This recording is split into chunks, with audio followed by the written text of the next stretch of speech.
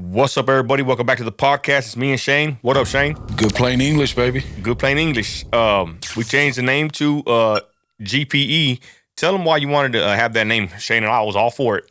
I mean, honestly, I think that's the biggest problem we have besides the media confusing people intentionally is that nothing that gets done or that they try to do is just given to us in common language.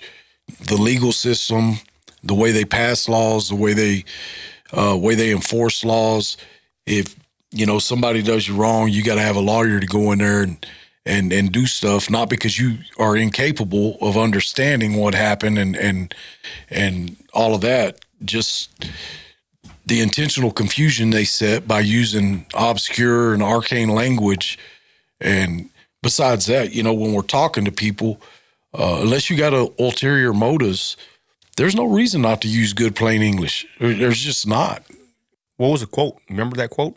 Yeah, I mean, I read that one time. I believe it was Robert Service.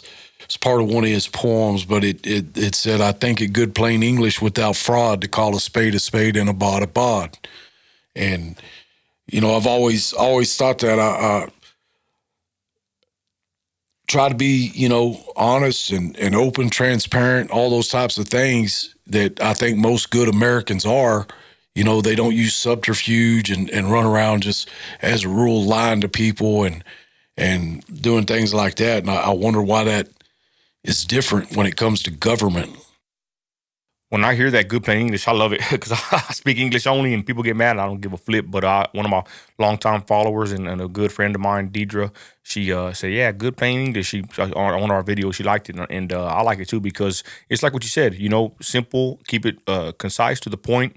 And, I just barely got involved in a little lawsuit, with the wreck from years back. And, of course, I wasn't in the wrong. But, I had to get a lawyer to get, paid back whatever I paid, because the other person was at fault years back. And it's finally come to a head.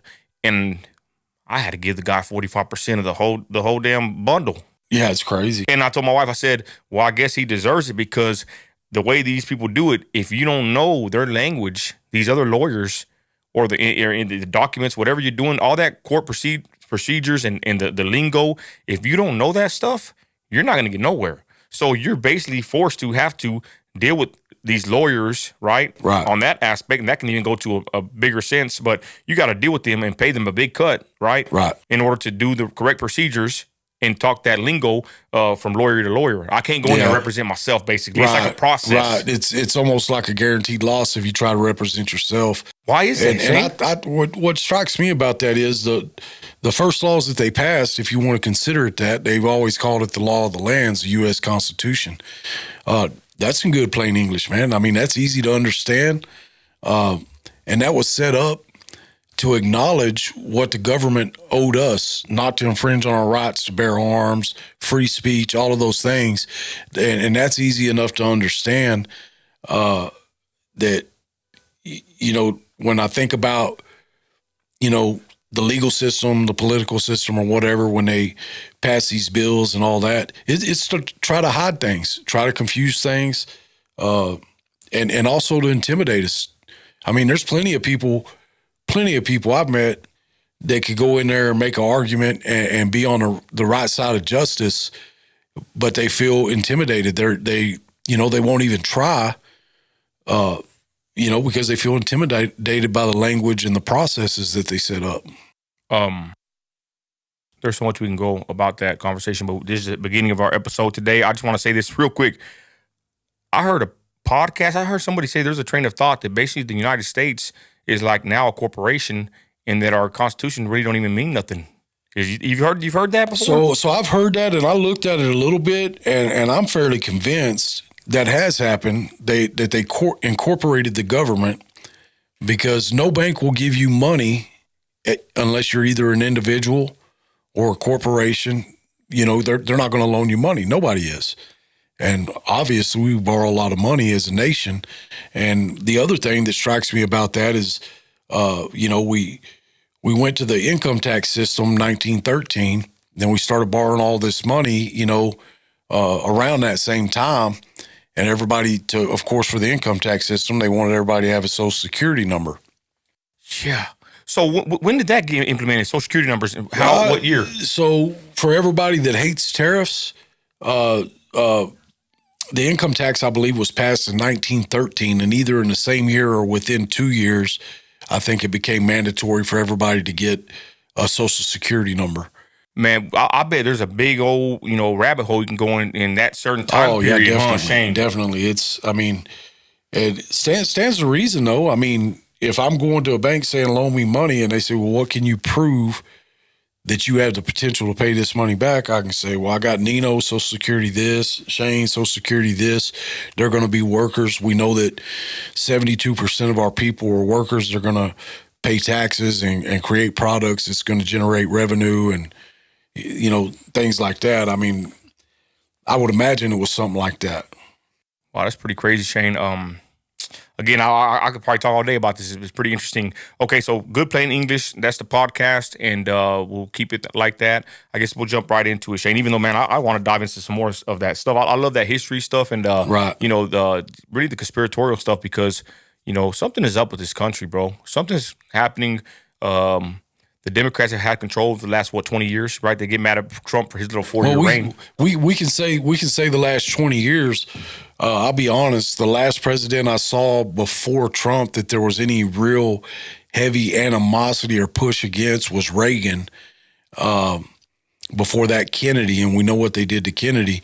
I would just tell you this: it's a problem with both parties, Republican and Democrat, and you can see the Republicans that have turned against Trump and resisted him and helped keep him from funding the border wall and all these things over the last several years. The uniparty is a real thing, and it consists of people that their loyalty is to some kind of future global government. They don't care about the best interests of the United States or its citizens, its people. They're looking for dismantling the United States. They don't see us as a model. They see us as something to be deconstructed so we'll then fit into their global picture. Let me play devil's advocate. Don't you think it kind of makes sense a little bit though, looking at it from their angle? Because even my wife said, I think she heard you say it, that we're listening to a pod or whatever I was doing, probably editing on it, and you said that the elitists want the numbers to be low on the population, correct? Oh, yeah. Some numbers, right? Yeah. What were the numbers again? The most frequent, the most common one that I've found and I've read over and over again is about 500 million. They think there needs to be about 500 million workers basically to take care of the elites. But I'm gonna tell her now, my wife, when she heard you say that, she goes, I agree. She goes, I think we're overpopulated. She said that, Well, so that's what I'm saying. To play devil's advocate, I'm just saying, like, you would think about it, right? If they are the elite of the world and they do run it, I could see, not say that, I agree with them completely, but I'm a critical thinker, and the way they see it, they probably see it as an overpopulated, country system, whatever, and they want more power, and really a lot of people.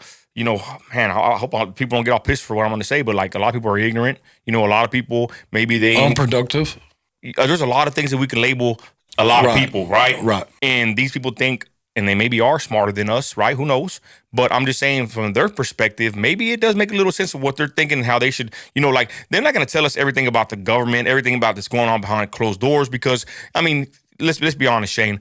If we're on the location, we're going to tell all our workers with the hands all the dangers that are around us. But are you going to be back there telling them, what everything costs? The boss is on your back. There's some backdoor activity with your company that you're not going to let your workers really know about. It's not their business, and it's not going to be conducted for them to even know. You get what I'm saying? Right. I get that, and what I would say is to the concept that they could be smarter than we are. So we call them the 1%, the elite. I would say there's 1% of them that may be smarter than everybody else. By and large, there's no way you can convince me that the Joe Bidens of the world, the Kamala Harrises are smarter than the average person in America. Man, hey, I don't want to cut your train of thought for quick, Shane, but that's interesting. I wonder if these people are basically just like the puppets, bro. That they pull my string and I'll wink at you, But I'm just saying, like, they put them out there. They're so dumb. You would think these are our leaders. And look how stupid and how worthless they are. But look at Trump though. He's the total opposite of these people. Right. He was at McDonald's. We're gonna talk about the McDonald's in a minute. But Yeah. you see what I'm saying? Like they do have their puppets. I'll give you a better example. Elon Musk, when you speak to that problem, let's suppose that 500 million is the optimal population of the earth, which obviously we've thrived with well over 500 million. I agree. Elon Musk sees it like this, that in order for us to keep surviving and keep thriving, we have to explore space, and not just explore it, we have to populate space.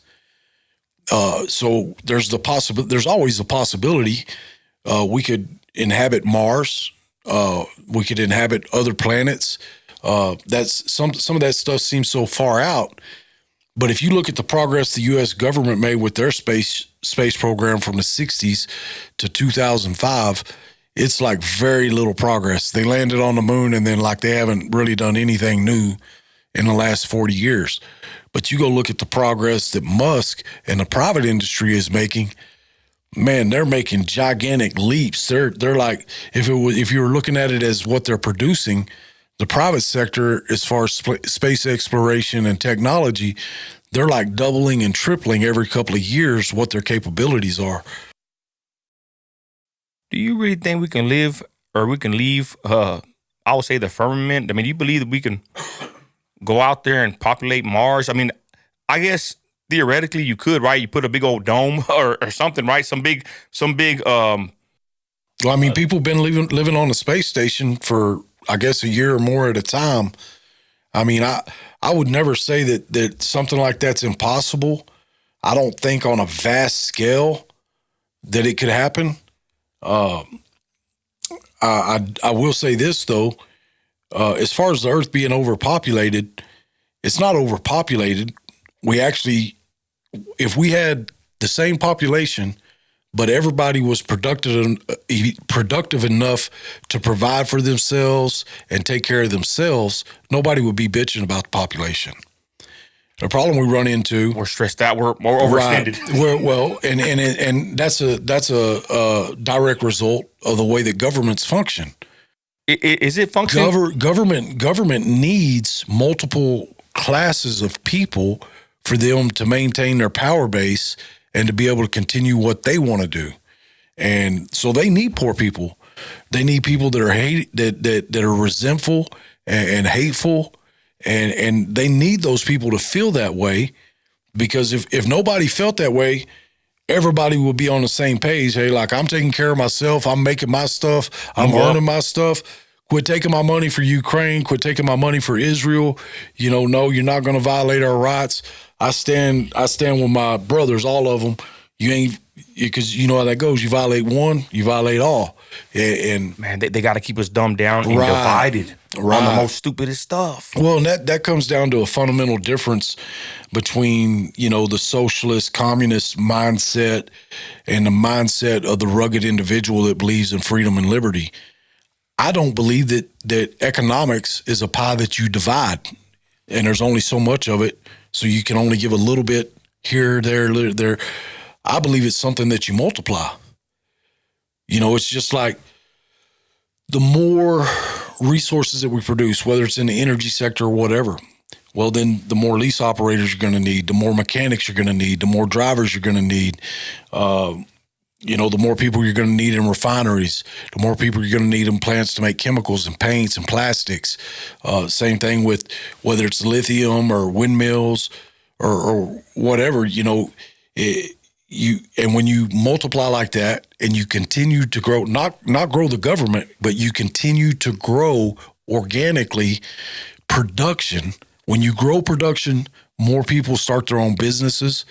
More people are employed on a living wage, and that's how you multiply it. Damn, Shane, you're smart, bro. How'd you learn all this? No, I mean, just over the years, you look and you see that. Look at Midland, Odessa. Despite all the social issues we have, production has kept us where we live really above the standard of even the average American. Man, we live a life of luxury, man. You know what? I tend to forget it sometimes because I'm always bitching about how the roads are and the crime. We'll talk about the shootings in a minute. But my wife ain't worked in over probably 15 years, probably, Shane. Yeah. You know, she stays home, sleeps till when she wants. And there's not very many places in America where you can survive off of one income now. And my kids, Yeah. you know, my daughter gave her $100 bill out the stash, and she goes to the mall, and she has a little bit of money, and you know, we live a life of abundance in West Texas, bro. We're not, you know, even with it's slowing down the oil field, you know, I'm not worried about nothing. My faith is in God, amen. But you're right, Shane. We do live in a bubble here, and I hate really even bringing it up. I hate to even make videos about it, and people are like, why you saying you don't want to make videos even though you're making one? I'm saying, well, because I want to, and this is what I know, but I really don't want to let the secret out about how we actually live here, even though many people know, right? So it's a secret, but it ain't a secret. Exactly. 30 years ago, the entire United States was thriving like this. It was the shining city on the hill. California, everybody wanted to go to California. Shane, are we the last one, Shane, West Texas, or what do you think about that? I would say you have a couple of places, you know, West Texas, there's parts of Florida, a couple of little small parts in other states. I mean, look at New Mexico. Just the resources they have in southeast New Mexico are basically paying the tab for the whole state. They're keeping that state alive. They're keeping that government alive. All that oil they got over there, huh, Shane? Hobbs and all that area, Yeah. man. I hate working over there. You like working over there? Man, you know what? I'm going to tell you something, man. I love New Mexico. I love it because, and I've been to Albuquerque. I've been to a couple of different places, you know, the bigger cities, but especially southeast New Mexico. I mean, for one, it used to be part of Texas, but besides that, the people there, they're like us. They're working middle class people. They want a honest day's pay for honest day's work.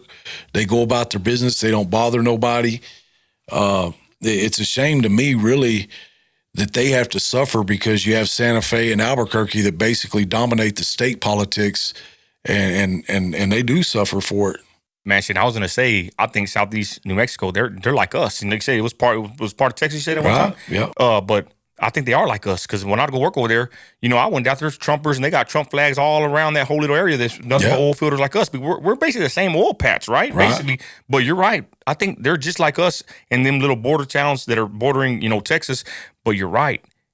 It sucks that they are getting they're paying the tab, footing the bill, and they got basically a blue state, right? They voted for Joe Biden. What happened day one? He shut down all them leases. Yeah, because a lot of theirs is on federal land, and he shut them down day one. That's true. And they voted for him, and I ain't gonna lie, I kind of laughed at them. But even though it's kind of messed up because that is our people, but that's what they voted for.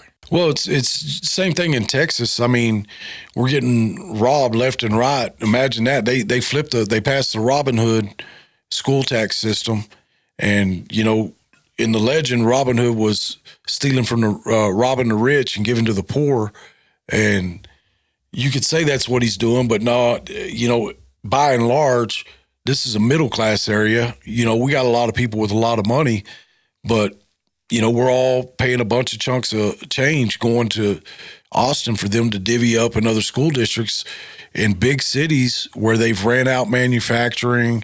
They've ran out so many businesses and overregulated. They run them just like, you know, democratic fiefdoms. It's really kind of sickening. Man, that's a whole other can of worms. And even talking about succeeding, right?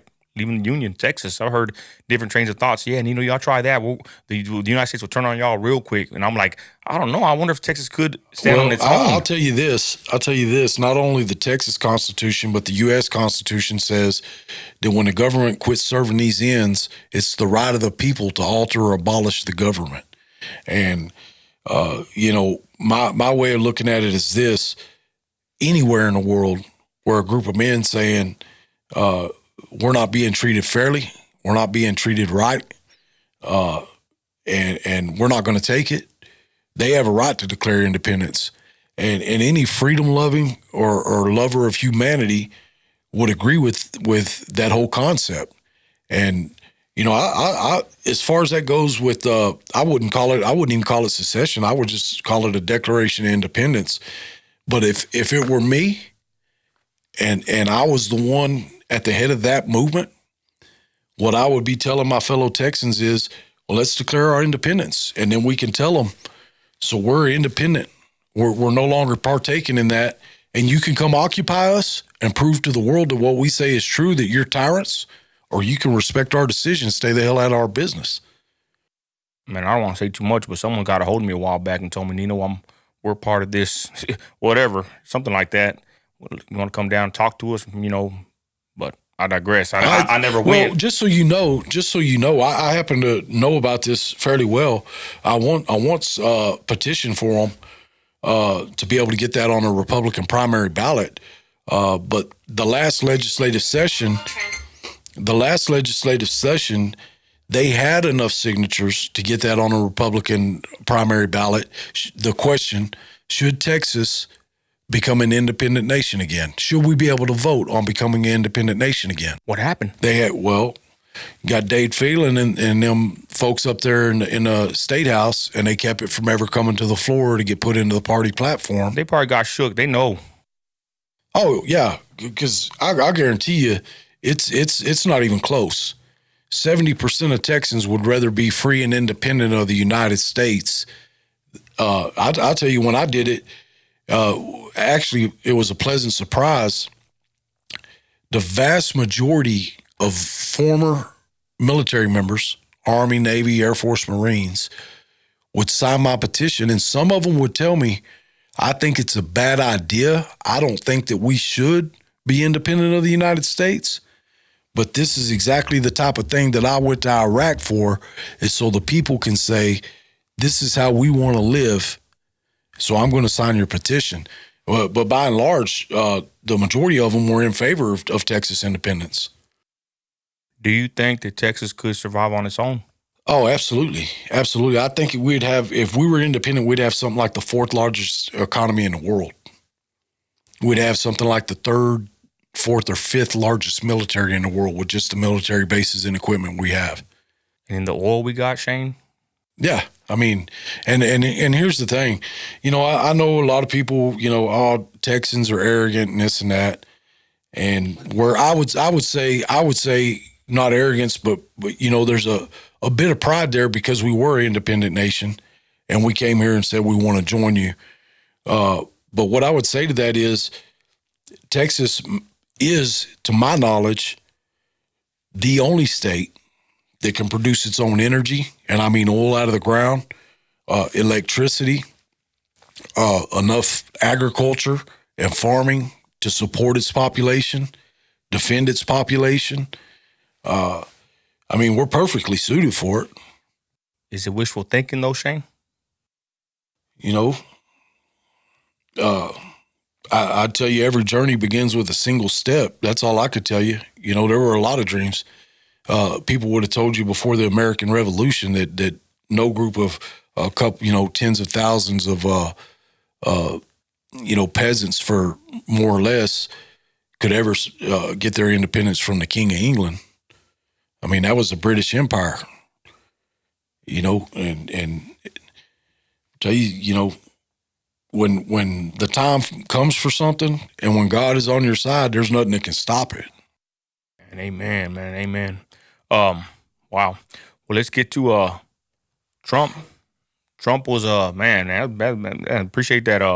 Man, you're pretty vast. You got some good knowledge on that stuff, huh, Shane? Man, I read a lot. That's what I tell my wife. I love to read. My wife say, "How you know that?" I say, "I read a lot." Let's go on a segue. We got a show to do here. Trump was at McDonald's.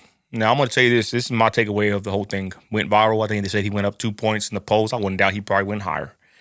When I saw Trump doing that, and I even made various posts, I don't care if they even got 100 likes out. They went kind of viral. Who cares? I just wanted to put it out there, help my fellow content creators, everybody that's sharing this stuff, put it out there it's all over Twitter. It's a good image in my opinion. But when I seen Trump, dude, with that apron and just his attitude, I said, how can you hate this guy? Kamala, whatever her name is, nobody really likes her. She's fake as hell. She's a typical politician. But I see Trump there, and I told my wife, I said, damn, babe, he's just being himself. I believe he's genuine. And he looks like a guy with just a good spirit and just a good attitude. He's all, man, he goes, I want to come work here. He's like, I like this job. I just like his whole demeanor, Shane. And when I saw that, I said, man, that's my guy right there. I better never hear nobody talk bad about Trump in my freaking presence, because I'm not playing them games. Because I love Trump, man. I just like everything about him, and I actually enjoy his attitude and the way his whole demeanor and the way he conducts himself. Your thoughts on him at McDonald's? Well, first, I want to remind you, I told you, a while back, my first thoughts of Trump when he said he was going to run for president 2016, New York liberal, I was like, ain't no way. I couldn't see myself voting for that guy. Definitely not in that first primary season. What I see over and over again, especially with everything that's transpired since then, this is a guy, he doesn't need this. He didn't want it. People asked him to run for president as far back as the late 80s. This is a billionaire that could be on a yacht in the Mediterranean without anybody talking bad about him, having to worry about anybody taking shots at him. No more prosecutions, none of this craziness. And not only is he still in it because he's fighting for us, McDonald's, the man is willing to go anywhere and do anything and talk to anybody because he knows how critical this election is. Not for him. If he loses, he can be on a plane tomorrow and catch up with his yacht, in somewhere that has a non-extradition treaty or doesn't have, he could be anywhere he wants doing whatever he wants the day after the election. This dude is sitting here fighting for his life and for getting our country on the right track when honestly, there is nothing that he can gain because he's not going to take money from him. He's not going to get richer. He's been losing money since he got into politics. His net worth has gone down. And like I say, the founders had that where they said we mutually pledge to one another our lives, our fortunes, and our sacred honor. I mean, this guy's risking his life and the wealth that his family's built over the years. He's risking all of that being taken away for his children and grandchildren because obviously we know now that these hateful anti-American forces, they're more than willing. They're thrilled at the prospect of taking what he has. What do you think about when you saw him at McDonald's and Mickey D's? Man, just like I said, it's weird to use this word in conjunction with Donald Trump. Humility, humbleness. I feel like he humbled himself to go put an apron on something that he didn't have to do that. And in my opinion, to do that, there was 2 points. One, he wants us to understand that there's nothing, he doesn't consider anything beneath him when it comes to getting this mission finished. And 2, I know that ironically he wanted to make that point about Kamala as if working at McDonald's somehow qualified her for the presidency. He wanted to make that point of, we know that she lied about working at McDonald's. Where's she at now? And then they said that McDonald's released a statement that she lied about that. She never worked there. Yeah. Same day, I think. You're right, man. I don't even know if I know any Texas oil men or even oil fielders that would even put on an apron and go flip burgers and patties and do the same thing Trump did. Well, I'll be honest with you. I'm not rich by any means at all. In what? But I'll tell you this, unless I absolutely had to, I'm not going to McDonald's. Right. If something happened and I had no other choice, I'll be over there tomorrow to feed my kids, to feed my wife. But other than that, no, that's going to be the last place I'm applying. Do you think it made him look better or worse? At this point, I think there's really nothing that he can do that the people that hate him are going to hate him. They hate him for no reason. It's not a reasonable or logical hatred. This guy's done nothing to him. He didn't injure the country in any way while he was president or since. And so, it's a pathological hatred. So there's nothing that can make him look better to them. And at this point, speaking for myself and what I think will be the common understanding of Trump, I know that he's willing to fight these people and that they can't buy him. There's nothing that he could do or that they could tell me about him that will make him look worse. I understand all his faults. Man, they've been documented in public for 30 years. I understand all his faults. But like I said before, we're not electing a savior. We're electing a president. Over the weekend, Kamala didn't even go to that damn event. Oh, yeah, the Al Smith dinner. Man, that's kind of crazy. My wife even said that night, she goes, man, if I would have known that Trump was there that night and he was going to be speaking, we would have watched it. That he was killing it. Oh, yeah. I mean, he was in his natural element. He was calling old, what's his name, gloomy. What do you call him? Yeah, Schumer. He said, you're real gloomy. Yeah. Man, he was just, there were so many clips that he was in his natural element. And Kamala did not show up. Why do you think she didn't show up, Shane? Well, I mean, I think she knows. She knows that as far as personality, charm, shine, whatever you want to call it, if she had showed up there, she could no longer use the word vibe. This is a vibe, because she ain't got no vibe. Well, sitting in that limelight, being compared, a direct comparison, I mean, she's going to look dim. Shane, and I would even say that compared to Trump, her going there, if you think about it, right, it would probably, like you said about Trump, right? There's nothing they can do to make us hate him or not like him, right? Absolutely. With her, kind of the same thing too, right? There's nothing she can really do to make us like her. And, right. And if she's out there, the more she's gonna be yapping, I think she's more prone to having people not like her even more. So maybe there's a reason they didn't want her there, because they know she probably doesn't poll well. Yeah. She's not very well liked by the general public, I think, right? Right. She doesn't represent herself well.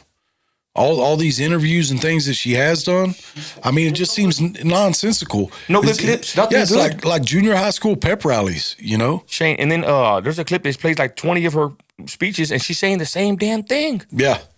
My wife said it the other day that she thinks that Hillary Clinton was actually more likable than Kamala. My wife said that she actually liked Hillary a little bit more than Kamala. She can't stand Kamala, but she said, hey, at least Hillary, I kind of somewhat liked her. Not that we liked her, but you know what I mean? She could hold a logical train of thought, and even when you disagree with the policy, she could clearly state what the policy was and what they hope to accomplish by implementing the policy. Trump did great. I think my wife said that CNN was even saying, man, the guy's funny. Even the haters were applauding him, and I applaud Trump for going and just doing a great job representing us well. Early voting. Let's go down this way. Today's first day of early voting. I'm gonna go the last day, and I'm gonna go Americaned out. I'm gonna try to give me a nice little suit with the American flag, shirt, hat. You can't wear no MAGA gear. I already know that. They always give me crap. You know what? But BLM, the one time they were there, they wore their crap. You know what I'm gonna do? And I live in a very conservative county, and they're pretty sticklers for the law. And I understand that that's an ordinance or regulation, something in the election code, but I'm going to wear a MAGA hat. And what are you going to do, Shane? I'm going to wear it, and I'm not going to take it off. And I'm going to see if they refuse to let me vote, because I don't believe that. The freedom of speech applies to me just as much as it applies to Donald Trump or Kamala Harris. Well, not just that. The freedom of speech should trump all that crap. Right. Yeah. Damn, Shane. Okay. That's what I'm going to do. I told my wife, we're going to go to the annex. I'll go up there. I see BLMers up there sometimes. I'll see them. They see me. And we don't really give each other dirty looks, whatever. But I told my wife, I think I'm going to do a flag drop. I'm going to go out there once we do it. I'm going to go out there with my Trump sign, and you know what I'm saying? I'm going to be out there on the pavement outside the court, outside the annex. Anyway, so early voting, I'm going to go the day of. Shane, when are you going to go? I like going either. Today would have been a good day because they said it was packed. Well, here's the thing. So election day voting, we can do at the school that's right next to our house. To go early vote in my county, we have to drive 35 minutes to get there and 35 minutes back. So it's better. So we're probably voting on election day. I'm voting on election day, Shane. I'm excited. Less than 2 weeks away, probably? Yeah, 2 weeks from tomorrow. Halloween and then election day to see what's going to happen. Without saying too much about The EF word, I don't want to say it on YouTube. Who do you think's going to win? The EF word. Yeah, what they don't even say okay, it. Okay. But who do you think's going to win? I'm going to tell you this. We all know that Donald Trump has the votes from the voters. What turns up as far as how many ballots turn up and all of that and totals they're given from these machines, you could draw your own conclusions. I'm going to give you my honest opinion.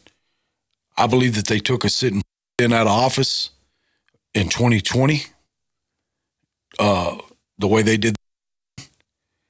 And I don't believe for a second that they're going to let that man back in office.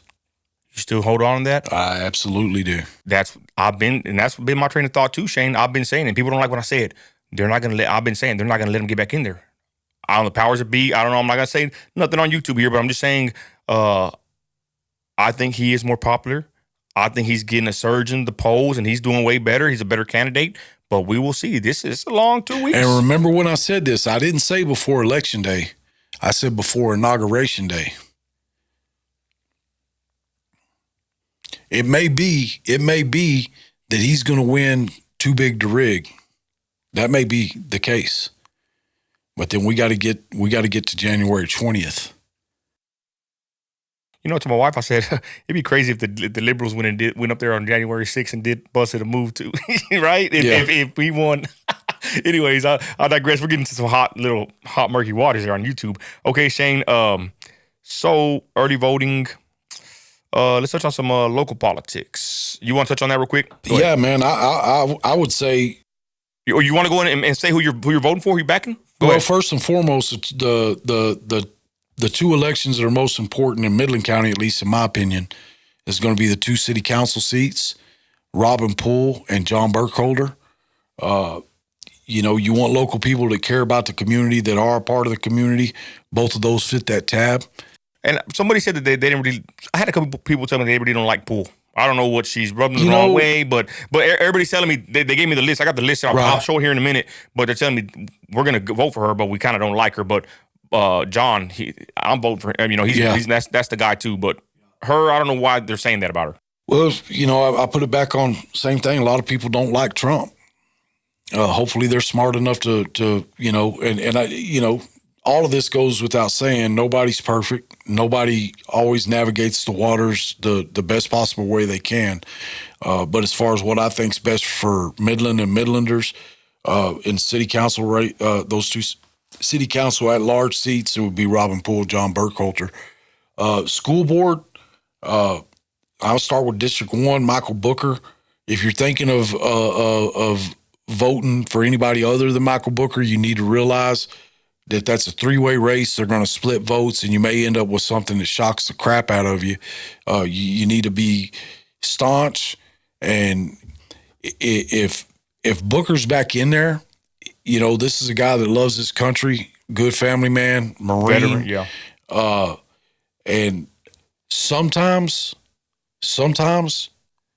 you need somebody besides yourself. And now he's got a little bit of experience. And in these other races, if we can, in District 4, if we can get Matt Freese. Got him right here. And District 7, if we can get Josh Ginn. Those are guys they're like I said, they're members of the community. They're family men. They love this country. And what I've heard out of their mouths, which I know anybody can say anything, seems sincere to me. And neither one of them are career politicians, is, when people talk about not having their voice heard or not being listened to, both of those men understand that they're running for a position to represent the people of their districts. And so I would just tell you that right there says a lot to me. What about what's his name? We talked about him I dropped that video barely. What was his name? We talked about him. His name ain't on this list. I got the list right here from Brian Stubbs. Yeah, what's he running for? Man, I have to go back. He ain't and on the look. list over here, but this is the Brandon Hodges personal recommendations. Shane said it's a pretty good list. There's a couple places here that I kind of disagree, but I think it's a pretty good list. I can't remember what he's running for, and like I said, it's so difficult. It's so crazy to get in there and look and the local election website. Oh, he's running for District 1, right? No. No? Oh, for city council. My For bad. city, okay, so he's running for a specific seat on the city council. But ain't Bredemis, what is she running for? Oh, that's right. He's running against her. What? That's city council. She's running for city council. Is there a district on that number? Yes. So your city council. I wonder why he ain't on this list. Unless this list, I think this is cropped out. They cropped it. I think those districts are pretty much zoned. Yeah, they're zoned out. Yeah. But I'm telling you, anybody but Bredemis, we ain't voting. I don't think she's even in my district. But I've been throwing videos about her all day. Man, you know what's crazy about her? So I'll make a thumbnail for the video. We dropped I'll put a little clip. I started clipping up our podcast, Shane. I put one up on YouTube. It's doing pretty good, talking about the local elections, the swamp and all that. And I want to look for a picture of her and old Ratliff, for the thumbnail, because we spoke about them. And, we're all up in there, Shane, with these different mass groups and all this. Back in the day when we were heavy into it. And, man, I seen her and her husband on CBS 7, all these news places harassing people about the mask, doing videos. They were I remember they were very pushy about it. But once you go back in the history and look at the archives, man, her and her husband were COVID Karens, bro. Yeah. They were heavy about it. I'm like, and I started sharing a lot of the videos like, damn, look at her here. Look at her here. So many interviews. She was pushing that, and she was the founder of that page, bro. Yes. Harassing Sergeant Peppers. I shared the video from I need to show that on my YouTube. The woman from Sergeant Pepper's making a statement saying that Bredemis was very, acting real crazy. I forgot what she said about her. She was very mean to her about her having her business open. Well, and that makes perfect sense to me because I know over there where she lives, the people that are supporting Kamala and the senator that's running against Ted Cruz, they're also supporting Bredemis, and that just makes perfect sense. Weird though, ain't it? Or not weird. It's not weird. But like I said, they've been, this uniparty has been sending people into both parties for decades, and that's one of them things. You call yourself what you want to, but you shall know them by their fruits, So anything else you want to talk about early voting before we move on? Man, just get out there and vote. No matter what, anything you think is a reason not to go vote. I have more respect for somebody voting for Kamala than for somebody that doesn't go vote. I don't know if I can say that. Yeah, I'm just telling you, if you're going to sit out here and I run into you at the cookout or whatever, and you're complaining about taxes, you're complaining about boys and girls sports, but you ain't going to vote, man, you might as well just get away from me. We can't even have a conversation no more. No, you are right. I agree. I do respect someone. Hey, if you're a Kamala supporter and you're down for that ish and you stand up for it and you go vote and you tell me, yeah, I voted for her. I respect that as adversary, maybe someone that doesn't agree politically. You're right? Instead of being a weenie at the house watching the Cowboys, you don't want to go vote. But yeah, you're right, Shane. If someone goes and votes for Kamala and they stand by their decision, hey, that's how the political system works, right? We can't all be Trumpers, right? That's right. Okay, so anyways, let's move on from there. That's why we're going to try to get our news situation going. Do you want to touch on that a little bit there, Shane? Go ahead. So it's a good point. When we were talking the other day. Well, the shooting, we'll get to that. But we see something happen in Midland. Multiple. Yeah, and these are things that don't happen every day. But we see nothing being reported about it.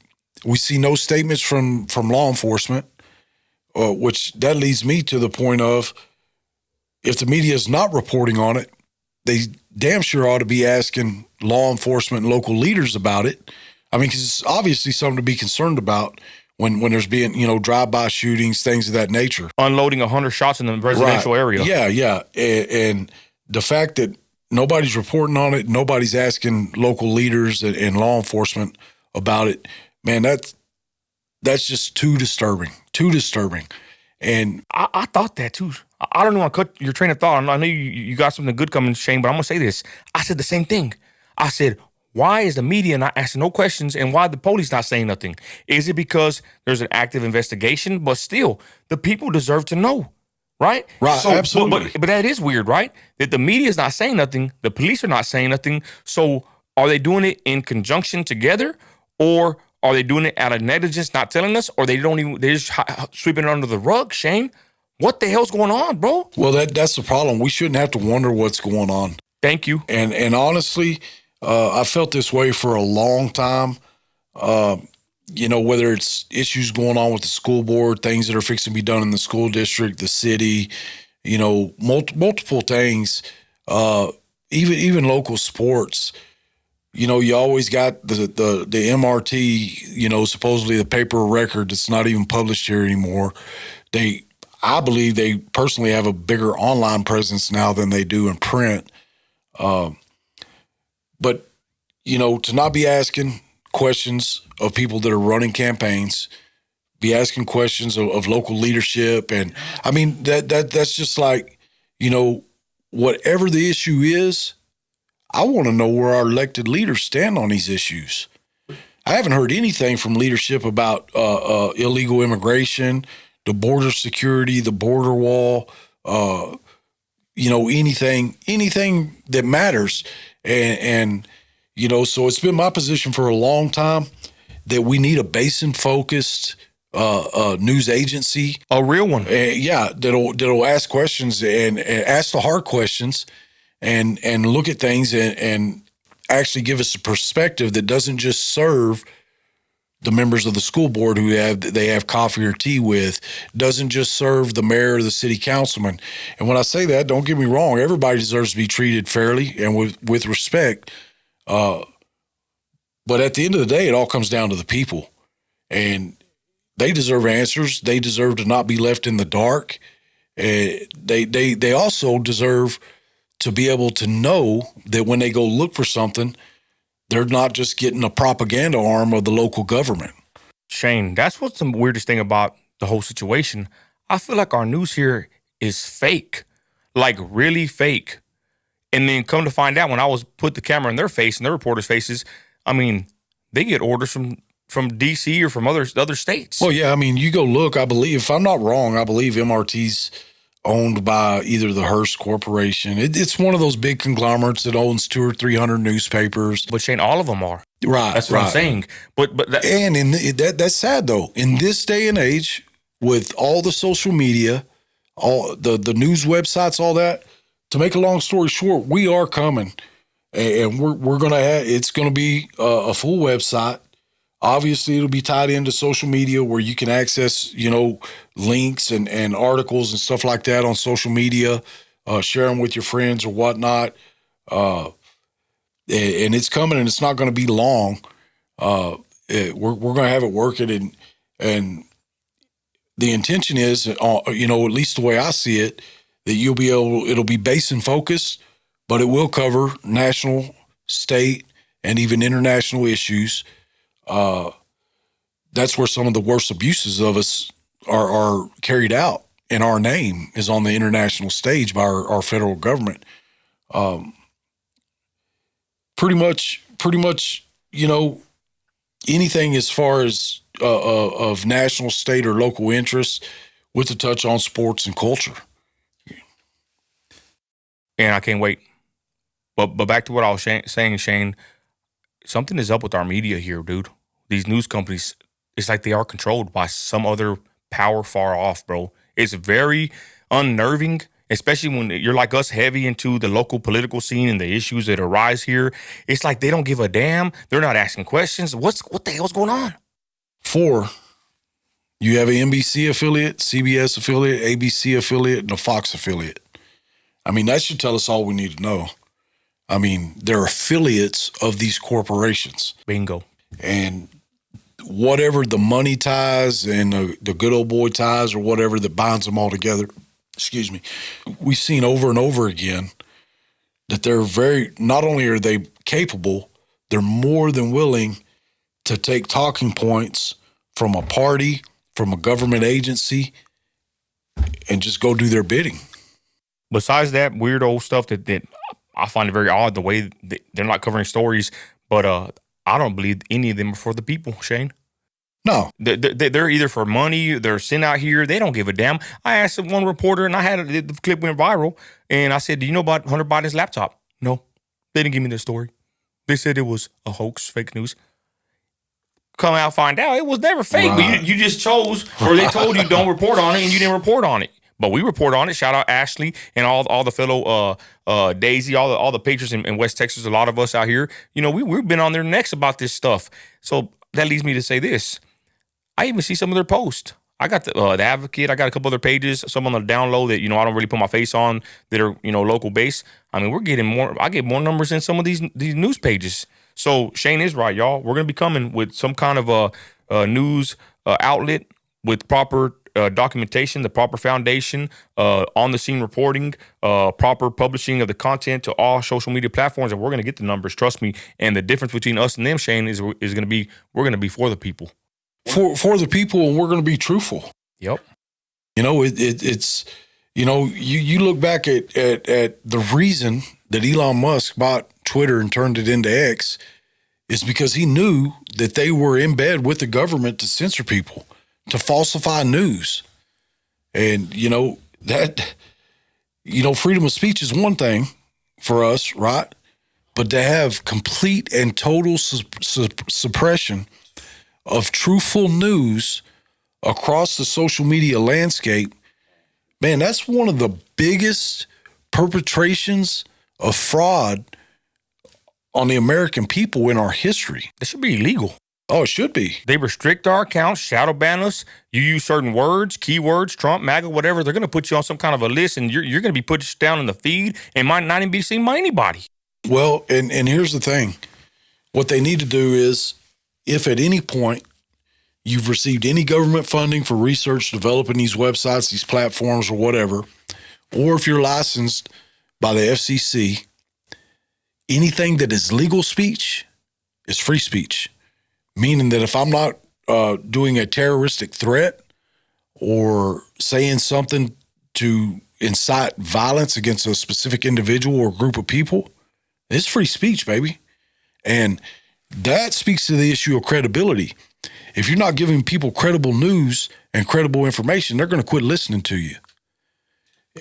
So to tell me that you need the government to make sure that we're not giving credible stuff, credible people that aren't giving credible information, people are going to cast them aside. You don't need the government to decide that. People will decide that. True. We've seen some gross negligence and even, just some, I would say downright almost probably even blatantly illegal, immoral activity on the part treasonous. There you go, Shane. On the part of the government and the social media websites. Final topic, 100 shots. I said 100, but people saying 40, 50. I said 100. So this weekend, Halloween parties across the Permian. On the west side, on Howard/Raymond Street, this is my people. I got people over there, friends. My mom has a house over there. My wife's aunt's house. We passed by yesterday. She has a house. It's kind of like boarded up. I think she's going to sell it, right? But the west side's kind of already gone down, Shane, in Midland. Okay? But anyways, they have a Halloween party Saturday night about 11:30, and I seen reports from that neighborhood app. What's it called? I forgot. There's one called Neighborhood. No, it's not called. Well, I don't know. There probably is one, but the one I'm talking about is called. I want to get it right here, and everybody knows. I'm sorry for not. They always ban me over there. It's called Nextdoor. Okay. So I seen posts saying that someone said, "Man, I heard shots and called the police, and they didn't care until they finally came." That's what somebody said. But the point is, footage comes out. The police go out there, heavy police presence on Raymond and Howard Street in the west side, shots fired. Then, 3 a.m, I posted the clip. I got it from the Nextdoor app. Somebody shared it. Kids are in the street, party in the hood, whatever, right there on Anetta, I believe. And shots ring out, Shane. And, man, it sounded like a freaking war zone in the middle of a neighborhood. I'll be so pissed if somebody's if someone's passing by hauling ass, burning out, boy, I'm outside ready to throw down with somebody in my neighborhood, right? Over something like that. Right. With my dogs and my family and people imagine somebody shooting 100 rounds in front of your house. So the footage comes out, get 60,000 views on my Advocate page, but there's about, I say 100. That's probably being on the higher end. Either way, they're letting off rounds from different high capacity magazines, probably rifles, who knows what they're shooting out of. And this thing goes viral. But like you said earlier, there's really no reporting on it. The Advocate had the story before anybody else, and there's really no other updates on it. The police are not saying nothing. There's all kinds of stories. What are your thoughts about that clip and that? And then not just that, I even heard in West Side Odessa, somebody got shot over there on Saturday night. And then somebody commented on my post. I think Monica, shout out Monica, Monica's maid service. She said that she lives out there in south of 349, and they're shooting out there. So your thoughts on the increased gun violence in Midland, and then this situation with, these kids letting off in the middle of a neighborhood? South 349 is a little bit different. It's out of the city limits. I've known quite a few people, New Year's, 4th of July, Halloween type stuff. People just fire off rounds, and it's highly populated enough out there, even though it's not in the city. That's not a smart thing to be doing. But in town, with that stuff that happened this weekend, the sad thing to me is a 23-year-old woman died, from what I understand. I forgot to say, they said that she was going to pick somebody up, got caught in the crossfire. Yeah, and so somebody is missing a daughter, a granddaughter, a niece, over nothing. Over some people wanting to be damn fools. And, I always look at it like this. We know when it comes to the underbelly of society, some people are going to do grown-up things and they're going to suffer grown-up consequences. But if this was an innocent woman that was going to pick up, little brother or cousin, whatever, from a Halloween party, she ends up losing her life. That's what upsets me about the lack of the reporting and information from the local law enforcement and all that. I would like to know, I would like to have certainty that they're doing everything they can, exhausting every avenue to find out who that was, to take them off the streets. You can't have that, man. You just can't have that. And whoever did that, if there was some beef or whatever that was going on, man, you did that the wrong way, because what happened, man, that's it's beyond sad. It's sickening to see that happen to somebody that there was no cause, for her to lose her life. A weekend in October, and I think she had a 3-year-old daughter or child. Yeah, so little girl's gonna grow up without her mama. I don't know. I got some friends that are pretty, they're pretty cutthroat too, but they've, nothing like that. And these guys that's something else. Who would do something like that? You know what I mean? Like that's right. Well, man, I mean, we've seen enough in this world to understand. One, the old saying about honor among thieves, that there's codes. Everybody has a code, and man, I hate to think of somebody that thinks that's all right to do that around a bunch of teenagers partying, or, just like you said, a residential area. That's not cool, man. And I said on there, man, we need to be tagging the officials. Somebody got on my case and said, cause I tagged the mayor of Odessa, Hoven, I forgot his name. Javier Hoven. Javier, yeah, that's the homie right there. And they said, why are you tagging him? He's not even the mayor of Midland. And I said, because I know him. And he's a leader. Well, that's what I said. And I said, and you know what? For some weird reason, I can't tag Mary Blanc on my page. Kind of weird. I don't know. Right? And I said, and if you don't, I didn't tell him this, but I thought about it. Midland, Odessa is basically joined at the hip. You know what I'm saying? Right. This is our community. We share it amongst each other. But, people on the internet always got something to say, but that's what he said. Why are you tagging him? Right. You know what? And I made another post on my personal page. I said, man, if I could tag Trump and tag Gary Painter, I would. And somebody went in there and tagged Trump. But, I think it needs to be known. I even tagged Greg Abbott on that damn video. Yeah. Because for me, Shane, everybody watching, that's unacceptable. Yeah. Letting off 100 rounds, you having a shootout in a residential area with a bunch of kids everywhere. Whoever did that, they know who did it. And he needs to get locked away and put in prison with Big Bubba ASAP. But very shocking. And this is why, Shane, I'm a strict parent. My kids don't go to parties. They don't go out really and stay in nobody's houses. And that's how I raise my kids. And I don't care what anybody says about it because I am a strict parent and I'm proud of that because my kids ain't gonna get caught in no crossfire like that at a Halloween party. And of course, I'm not trying to put the blame on the girl. You should be able to maneuver in the city at any time of the night, right? Without fear of being gunned down. But the thing is, I think Midland has become a cesspool with a lot of backdoor crime. And I think the news agencies are not reporting it, which we already know they're not. And maybe the police department is not really letting it be known to the public as well. I'm not putting much blame on them yet, but I just think that there's a lot of criminal element in West Texas that's not being reported or it's underreported for maybe, public image concerns. I don't know. Final thoughts on that? Go ahead. Man, I would just tell you, like we talked about speeding a couple of weeks ago when that gentleman lost his life over here by your place.